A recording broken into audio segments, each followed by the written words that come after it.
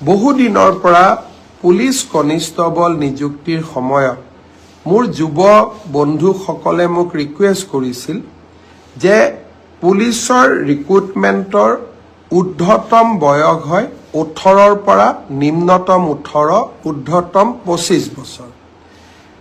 তেওঁলোকে কৈছিল যে ইয়াক 1-1-2026ৰ পৰা গন্তি কৰিব নালাগে, 1-1-2025ৰ পৰা গন্তি কৰিব লাগে।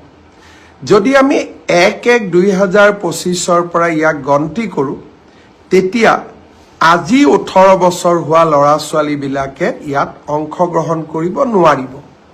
বহুত ল'ৰা ছোৱালী নিৰাশ হ'ব। কিন্তু 1-1-2025ত বয়সৰ সীমা নধৰা কাৰণে যিসকলে 25 বছৰ অতিক্ৰম কৰি 26 বছৰত ভৰি দিব তেওঁলোকো ডিপ্ৰাইভ হ'ব, তেওঁলোকে মোক দুখেৰে জনাইছে। সেয়েহে আজি অসম চৰকাৰে সিদ্ধান্ত গ্ৰহণ কৰিছে যে পুলিচৰ ৰিক্ৰুটমেণ্টৰ বয়স আমি 25 বছৰৰ পৰিৱৰ্তে 26 বছৰ কৰিম। অৰ্থাৎ এতিয়া নিম্নতম বয়স 18 বছৰ হ'ব, ঊৰ্ধ্বতম বয়স 26 বছৰ হ'ব। ইয়াৰ ফলত 1-1-2025 যোনে মোক বিচাৰিছিলে তেওঁলোকেও আবেদন কৰিব পাৰিব আৰু 1-1-2026 হোৱা সকলেও আবেদন কৰিব পাৰিব।